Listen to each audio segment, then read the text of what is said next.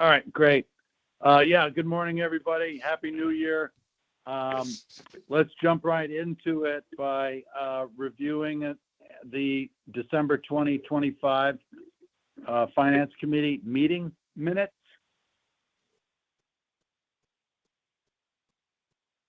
Does anybody I'll move for approval. Motion by Richard to approve. I'll second that. Any further discussion on the December 2025 meeting minutes?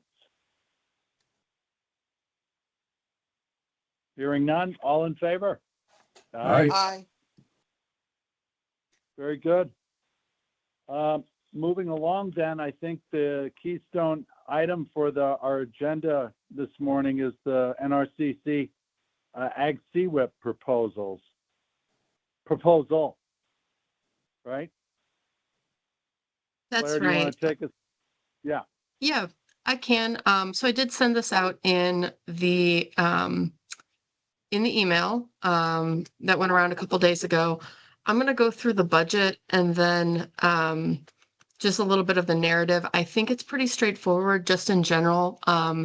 This is a proposal to basically continue what we are already doing with council. It's a little bit of an increase in FTEs, but we had a meeting with the DMs yesterday, and Emily and Michelle and I have also been talking. And maybe before we dive into the council narrative, Emily, I'm wondering if you can share some information about where we're at overall, just so that we have some context about the council proposal, because I think we may be in a position of needing to make some cuts. And if we do, that's okay. I've currently budgeted for an additional 0.1 FTE. We can always go back to flat budgeting council's work and just take those additional FTEs out. But Emily, are you prepared to give some context about where we're at? Yes, I am. And I apologize. We have a late start at daycare and my toddler just walked up to me. So I'm going to just put her in my lap, but I am still here and ready to share. So I'm going to try to share my screen.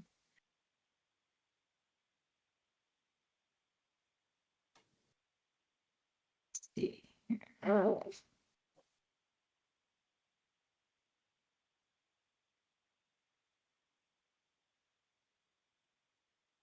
Okay. Can people see this? I can see it. Yep. Yes. I'm gonna go ahead and just hide these columns for a moment, just so we're not distracted by them. Okay, so this is just a summary of what the request looks like at this point. Just so you're all aware of the same context, this RFA is $8 million they have in total. They separated out grant categories by size for this particular round, and they have expressed that the largest grant category is for proposals between $1 and $4 million. We are just with what the districts requested alone. We're looking at well over $4 million. However, I did talk with Mary Montour at the Agency of Agriculture about this, and she said that she was anticipating that we, as well as UVM, would probably exceed that amount in our proposal, and to just be aware that we're likely to receive cuts if we're asking for more than $4 million. So initially, we were planning on having some sort of pre-prescribed cuts that the districts would make, and that VACD and NRCC would make submitting this proposal. But after talking to Mary, it seems like the best approach is just to submit what we have, knowing that we are very likely to have to go back and cut when awards are being made. So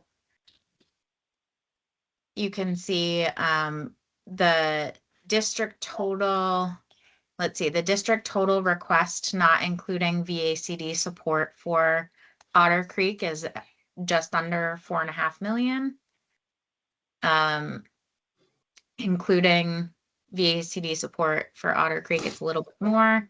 And then with what we were originally looking at for VACD and council in addition, we're looking at just over 5.5 million. So we know that that's going to be cut back. Likely will be cut back to $4 million at least, if not more than that. But the benefit of just sending the whole proposal into the agency is that they know sort of what they're going to be missing from these cuts and the scope of work that is possible for us to be achieving. Claire, is there any more context you'd like from me at this point? No, well, I guess could you say a little bit about our potential strategy for reductions when that happens? I know that's a little bit further down the line. I think we won't know until March. Is that correct? Yeah, so notice of awards are anticipated to come out March, I believe 16th. It's mid-March. Then the process is usually that there's a little bit of negotiation back and forth. So essentially the agency will tell us this is the amount that we want you to cut overall, and we will be primarily responsible for figuring out how those cuts are distributed across the districts, VACD and council. Now, sometimes the agency does come in and say that there are specific activities that they are not interested in funding. So sometimes a small portion of those cuts are identified for us by the agency, but typically it's up to us to do the bulk of deciding. How we've handled this in the past, and I just want to remind folks that previously this was a council held agreement, and we're looking at this being a VACD held agreement. So the process might be slightly different, but previously how we've addressed this in the past is that we've looked at various different factors that are identified in statute, such as acreage of farms, number of dairies, number of large farms, number of small farms. We've kind of looked at all of these different factors and tried to come up with what seemed like a reasonable percentage, essentially, of the total award a district could be receiving. And then, of course, we also balanced that with, what is it that they're proposing? Does it feel reasonable, needed? We don't want to cut off any districts at the knees. So are we continuing to support existing staff, et cetera? We don't. And then we brought that to the finance committee. If for those of you who've been involved for several years, you may remember we sort of talked through this methodology.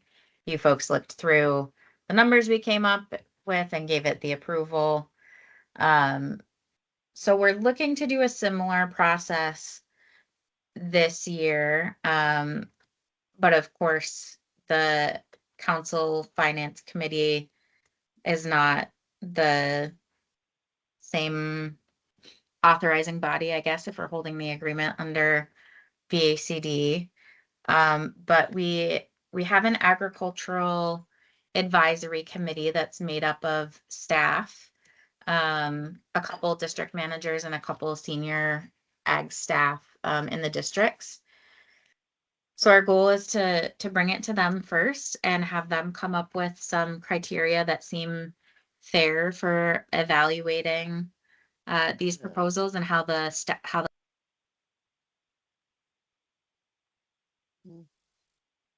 Okay, it looks like we lost Emily. Oh, So sorry about that. She did just leave the call. So I'm gonna pick up where she left off and just keep going.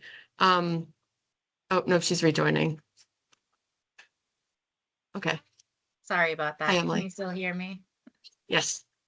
Okay. So I was saying, hopefully you heard most of that. We're looking at taking it to the Agricultural Advisory Committee, having them take sort of a first look at what factors seem fair for evaluation, and then bringing that to district managers to get their feedback. And so all of this we would be hoping would happen in the intermediary between now essentially and that March award of notice date, so that when we get that notice and we know what the scope of cuts are going to be, we can hit the ground running with making those adjustments and have agreements negotiated and finalized in time for being implemented by July 2026, which is when our current agreement ends. So that's kind of the time frame that we're looking at. And we were talking a little bit about, for final approval of this methodology for making these cuts, having either a VACD. We don't think we'll have a VACD finance committee in place on time, but perhaps having a sort of a temporary approval committee that may or may not just end up being this group of people, but acknowledging that it's VACD that's that's sort of the decision maker in this case. Claire, do you want to add anything to that piece of it? Sure. Yeah, I mean, this kind of came out of our conversation with the DMs, our last conversation with the DMs. Just, I guess, to be aware, so Emily showed you like a $5.5 million number for the total ask. So we do anticipate cuts.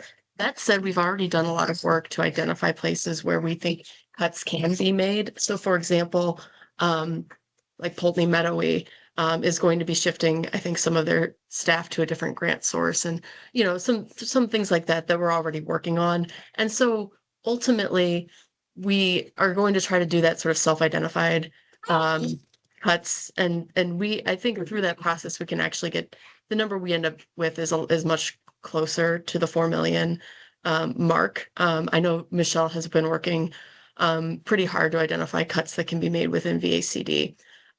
So, and that does relate a little bit to the council proposal.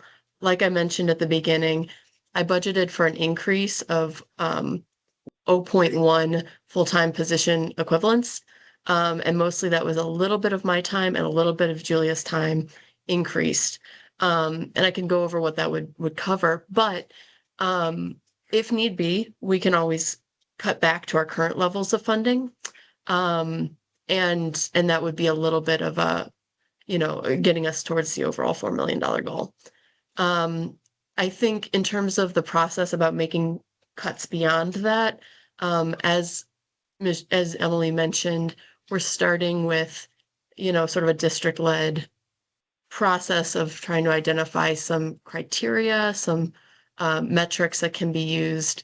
But ultimately, at the end of the day, this would come to supervisors and to our staff to make those recommendations. So again, that'll be in March. So a little bit further down the line, we may have updates for you between now and then. But for today, the main thing I'm looking for approval on is the council piece of that. So I'm going to pause and see if there's any questions before I launch into the council proposal. Claire, I missed the last couple words of what you just said. Primarily what we're looking for is approval of the council proposal. Okay. Thank you. I apologize too. I'm also having a daycare late start, so my toddler is also here. That's okay.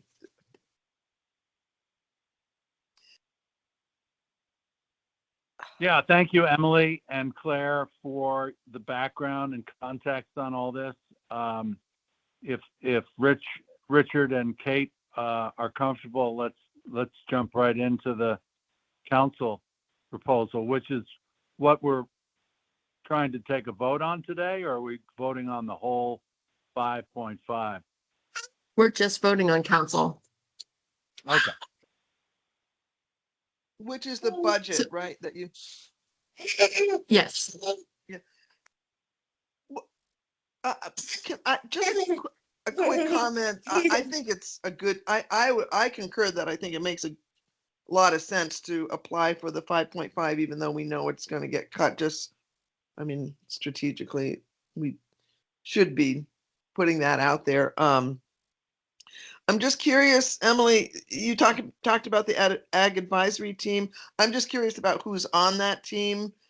Not that it's necessarily pertinent to what we're voting on today, but Sure. Yeah. Our team has Sarah Damsel and Jennifer Byrne, the district managers from Orleans and White River.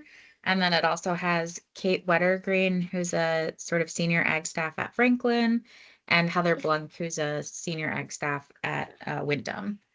And just to clarify, that's also we're not anticipating them doing any decision making. We're asking them for a recommendation on the methodology, essentially, for evaluating the criteria. sure. Okay, thanks. Yep. Claire, what was the ask for last year?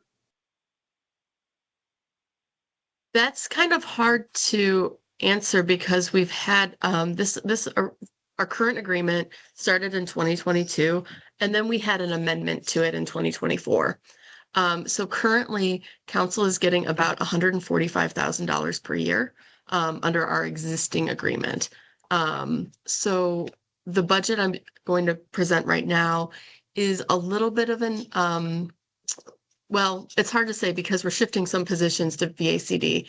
So overall, between VACD and council, if you combine those two, we are aiming for no more than a 10% increase. But I think our latest iteration, if we made the cuts that we've identified already, is like an 8.2% increase. Right now, what I'm going to show you is the proposal that I put together before making any cuts. So I guess I can talk through context as I go through the budget. But in general, we're not looking to make any big increases. Okay. So I'm going to share my screen. There it is. So this budget that we're looking at right now would be a 10% increase. Is that correct? I would need to do some Okay, don't worry about math it. on that. Yeah. The Okay, problem is that we're splitting up the council and Sure. VACD I portions. get it. Yeah. Yeah. But let me walk through this and we can answer. Yeah. I can go through the methodology of the increases. So, okay. So this is, I did send out the Excel so you can kind of see the formulas I used. But basically what this covers is 3 council positions, but not all of those positions. So it would cover my time, 50% of my time. And that would include managing the grant agreement, as well as coordinating and conducting additional capacity building activities, which I can go over in just a bit. And then right now it is 0.15 of, I'm sorry, 0.1% of Lena's time. And this is to cover Lena's open office hours that she does for the districts, helping them to do, financial management, QuickBooks stuff. And then it covers 0.15 of Julia's position as the communications manager. And she's been doing work with districts to support capacity building around communications and meeting administration. Emily, would you mind muting? You have to walk Yeah. it. Sorry. And Claire, also, hold on a second. I just wanted to let you know I sent you a link in your email chat of the link that we were working on before. Okay. In case you I want to can, yeah, I can pull that up. Okay. Okay. So that's what this is covering. It's covering half of my time, 0.1 of Lena's time, 0.15 of Julia's time. This is our current hourly rates for year one. Oh, sorry, my computer is freezing here. All right. So basically, year one is just the actual projected expense. Year two, I then did a 5% projected increase to cover any potential cost of living adjustments. We lost your screen share, Claire. Yeah, I think my computer is having some issues. Can you see that again? Yeah, it's back Yes. up for me. Okay. I am so sorry. If this keeps happening, I'm going to switch my method, but let me keep going through for now. So for all of these staffing positions, first year is actual that we expect, and the second year is a 5% increase. We then have just everything associated with that staffing. So fringe, which is benefits. This is what we actually expect. And mileage reimbursement at what we expect the federal rates to be. And then some conference and training expense if any of our staff need to themselves get trained in anything that would be related to the capacity work that they're doing. So for example, this past year I was at a government finance training. And so it would cover that kind of thing. And then we do have a 15% de minimis rate. That is the current lowest indirect rate for state grants. So that's how we come to the budget of $190,000, $190,249. That's the bottom line of the budget request as it is right now. I guess I'll stop here and see if there's any questions about the methods that I used here. Is this method slightly different than last year? This is generally the same that we've used Okay. in last year. I did take out some things that we used to budget for. So we used to budget for more supplies. I just took those out because we never really spent that part of the budget. So this is actually pared down from what we used to do, but only slightly. It's mostly supplies and like printing and office related expenses that got taken out. But basically, if somebody wants to review last year's ask, they could do a comparison because this hasn't changed all that much, this format. You're right. This is basically the same format that the Agency of Agriculture has used in the past.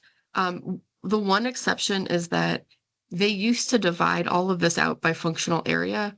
So there used to be like technical assistance, capacity building, outreach and education would all have their own budget like this. And this year they're just combining it all into one. So it's this all makes it a little hard to do apples to oranges or apples to apples comparison because we would need to look at the totals from the past grant as well as strip out the components that are going to VACD. But Emily did share. I'm going to stop sharing this. And Emily shared the worksheet that we were using for both VACD and council, so I can show you that. Emily, did you say you emailed that to me? I sent it in the chat, the Gmail chat. Yeah. Okay, thanks. I will pull that up. All right.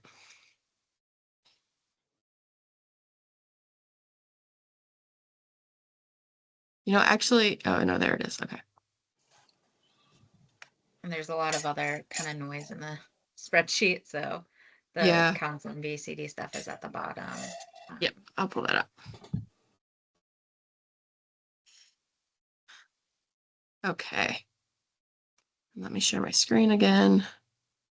So this will hopefully answer your question about the increase.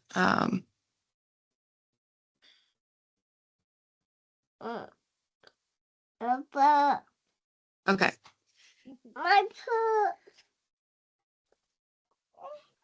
So I'm going to scroll down here to the bottom. Oh, Emily, I'm not really sure what these columns are. These are So percentage change. Okay. essentially, yeah. And if we go here for a second and just take our proposed numbers and not our working numbers and put Yeah. those in. So basically, what we're looking at is a approximately a 55% increase in the VACD budget, but a 34.4% increase or decrease rather in the council budget, which equals out to about a 12% of combined budgets because because of the things that Claire noted of certain things shifting from council to VACD. So I think it's more helpful to think about those numbers combined. So all in all, the council budget is less, but that's because of those items that have been shifted elsewhere. And Emily, so- can you actually revert the VACD numbers? Because I know Michelle had done a lot of work to reduce the VACD budget. Yeah, so if we were looking, excuse me. Excuse me. I'm not sure if that's the final number that she landed with, so I'll have to double check that, but I think it's pretty close. So Yeah. with her reduced numbers that she was looking at, which I plugged in the column H, we're looking at about a 10% increase in the total budget. And I think she Right. actually brought it down a little bit less than that. Yeah. So I I don't realize think this 10% will be able to get it. What do you mean, Richard? I'm sorry. I think 10% increase, it'll be hard to sell. Yeah, well, we are aiming to get districts no less than a 10% increase. So that was our starting point for sort of a minimum increase for each agreement. Now, as I mentioned earlier, we are looking to get that down even further, but we don't want to cut our ask prematurely before we submit it to the Agency of Agriculture. So, Emily, I don't know if you can revert the council number on the spreadsheet. Yeah. So this spreadsheet here, these two cells in yellow, this is what we've been working on to identify places where we can make cuts, anticipating that Agency of Agriculture will want to make cuts. And if we do that, then we get down to a 6% increase, basically. Okay. So we could live on 6%, but we're going to be asking for 10. That's the idea. Okay. Does that make sense? Yes. Okay. So the council piece is what we're talking about today. I'm so sorry this is so complicated, but yeah, my proposal to the Finance Committee is this number here. It's the 190,249 budget. Yep. And then we can cut it down pretty easily. This would be flat budgeting our FTEs. We could cut it down pretty easily to this $164,000 number.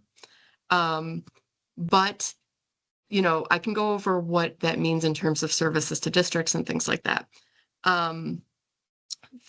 We potentially could cut further, but that would mean starting to get into reorganizing some of how we do our staff budgeting at that point.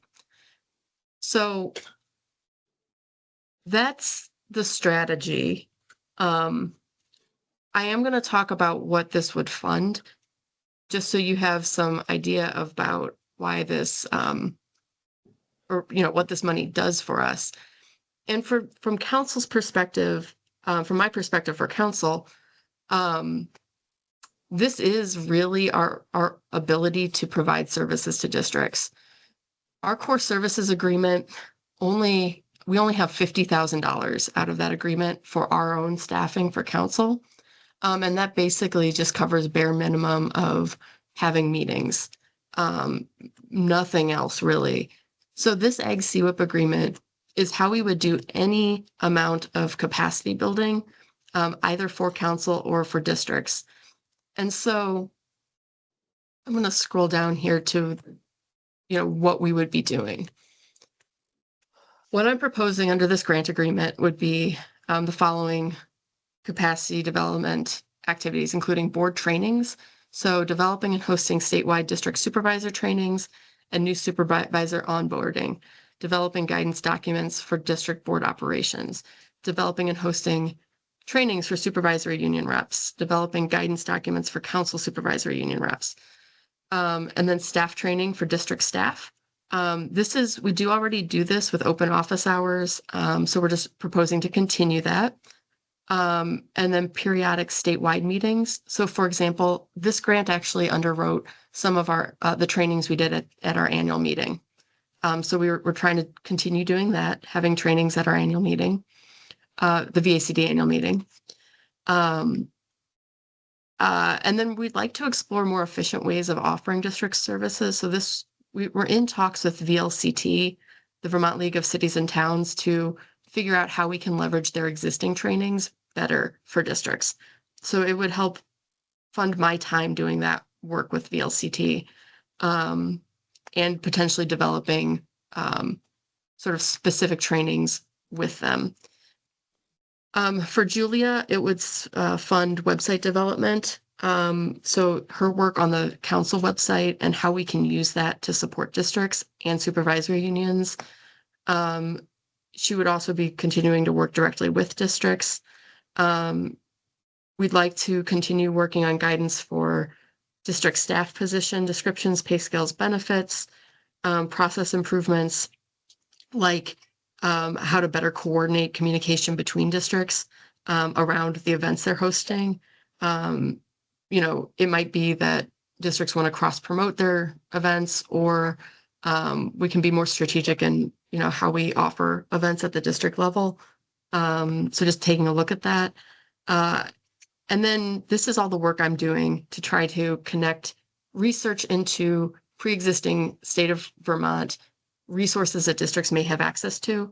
Previously, the one sort of definitive sort of win on this front was that we did find out that districts can access the state purchasing system.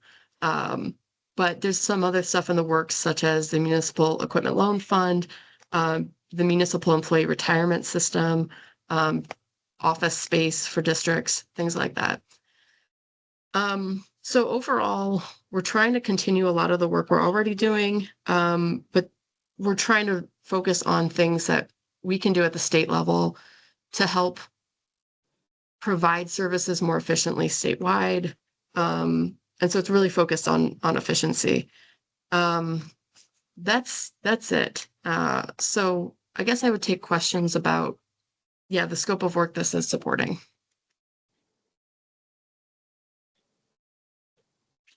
So I'm just, I was reading the part about the capacity development activities, and I'm just wondering, and I guess I'm more focused on the board trainings.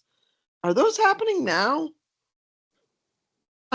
They used to happen, and they used to be supported under this grant agreement. We have not done any board trainings for about a year, and a lot of that is because of the turnover in the VACD executive director position. So these used to be done in coordination with VACD, and We just have not had time or bandwidth to do them while we've been transitioning executive directors. But we'd like to do them again in the future, and not just offer them, because we used to offer them at a little bit, not, well, they were kind of ad hoc. We were trying to do them at least once a year, but we'd like to do them on a set schedule, and we'd like to have sort of a more set like curriculum or schedule of trainings that we would be offering. So it's a lot of, under this new grant agreement, I think a lot of the focus would be standardizing what we're doing, not just providing services in sort of a ad hoc way, but really trying to standardize it so that it's easily replicable and into the future. Does that answer your question? Yeah, and I guess I would say that I, being a relatively new supervisor, and really, I've really struggled over the last couple of years just trying to understand just the basic structure of things. And so I would really support exactly what you just said, Claire, instead of like an ad hoc where you offer training because some issue comes up. Yeah. Because I often don't even know the questions to ask. You don't know Yeah. what to ask if you don't know what you don't know. You know what I mean? So Yeah. yeah, I think that's really important, at least from my perspective. Maybe people who have been on, a supervisor for many years are don't see it as big an issue, but it's yeah, it'd be really helpful. Thank you. Yeah, I agree. And a lot of the focus here, so Ag CWIP as a grant agreement or as a program is focused on agricultural clean water. It's kind of not difficult because we've been funded for this in the past, but we really do need to make a case for these activities leading to improved district operations. And so my view of this is that by helping to engage and train our supervisors will then feel more empowered and more and more confident in engaging with the district, taking on responsibilities, doing more. Like, we won't be paralyzed with these sort of unknowns and these questions. I feel, and so often I feel like when I talk to people, they feel paralyzed by uncertainty. And so we're trying to sort of get past that and make sure everybody's on a solid foundation with understanding, what the districts are, what they should be doing, what the role of the supervisor is, and, all of that. So that we can sort of get past the basic administrative questions and spend more time on the programmatic work, or at least have our staff be able to spend more time on the programmatic work. So I think the Agency of Agriculture fully understands our position. I know Nina Gage particularly, since she's involved with council, does understand this connection. I'm probably going to write a little bit more to make that connection more explicit, but that's, I guess, some more context about how this fits in with the specific funding source. But we do rely on it heavily for like all of this very basic stuff. Yeah, I totally agree with that. One, for me, a really good example is we have talked within the White River District of trying to get towns to, contribute a certain amount. But I don't feel confident enough to go to a town and say, hey, will you put us on your budget for whatever, 200, whatever amount of money, because I don't want to be in a position where I can't explain things well enough to persuade them that it's a good idea, I guess. Yeah. Yeah, that's a perfect example. And actually, that is a specific training request we've gotten in the past, is how to do municipal appropriations requests. So we could have that be just one of these board trainings that we do, and or developing guidance around that. So I think that's a perfect example. Part of the discussion, in my eyes anyway, is that the state has mandated certain things they want done. Well, if they don't furnish the funds for the workers to do their mandates, they're not going to accomplish it. Yeah. That's Yeah, and this is part of our way of trying to get the money to accomplish the things we're supposed to be doing. So districts obviously rely very heavily on this funding source to do their own capacity development as well as the agricultural work. So, we're trying to see this proposal here is intended to be additive to what the districts are doing. But it is unfortunate that we're having to fund some of these basic functions as a grant. And ideally in the future, if we get more money from the legislature under our core services agreement, some of this might shift in that direction in the future so that this would become more explicitly agriculture focused. But until that happens, we're really in a position of doing this sort of underwriting of basic functions through this grant.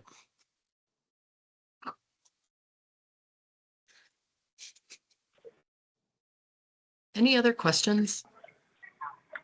Yeah, this is Rick. I just wanted to, the whole capacity building, training, education of supervisors, whether they're long serving or new to the scene.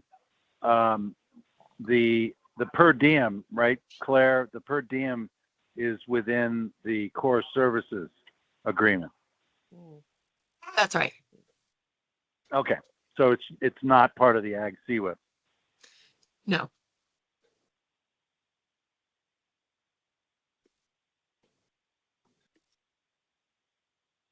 Any other So questions? does that cover it for everybody? Claire and Emily, does that cover what you'd hope to provide to us this morning? Yes. That's all I had. I'm happy to answer questions, but if not, then my request is that the committee approve the $190,428 budget request. I can move that motion. Yeah, I'll second. Motion by Richard and seconded by Kate. Further discussion. It's obviously there are a lot of moving parts. The new thing this time around would be the parent of the agreement, if it's funded at whatever level, would be a VACD, and then we would have a sub-agreement with VACD, hopefully for the amount that Claire just ran us through, or something slightly less. But is there any further discussion? Hearing none, all in favor? Aye. Right? Aye. Thank you, Claire and Emily, for walking us through that. Well, thank you, everyone. And thank you for bearing with me this morning. I know we've had some toddlers on the meeting today. I didn't want to reschedule because we're running into the deadline for this grant application. So we will be moving forward with this number. I'll probably flesh out the narrative a little more, but the budget will remain as is, and we'll submit that to the Agency of Agriculture on Friday. Awesome. Great. Yeah, and maybe, Claire, if it's easy to do, just let us know. I know this is one leg of the total overall ask, but if it varies from 5.5, just let us know, what the three pieces consist of, so we have, a better understanding of the overall. Yeah, we will, I can send you the final application to the Agency of Agriculture so that you can see that. And then I don't know if we want to talk about this more at our next council board meeting, which is in February. I can touch base with Willie about that, but this is one of our biggest funding sources, so it may be worth discussing some of the strategy questions about how to make grant reductions or cuts, or at least give the board an update. So I guess that'll be our next steps. I'll send you the proposal. I'll touch base with Willie about the possibility of talking about this with the full board. But other than that, just thank you for your time today. Great. Thank you, Claire and Emily. Yeah, thank you. You've done a good All job right. balancing all your little guys there. Thank All you. right. Well, everybody, have a good day. You too.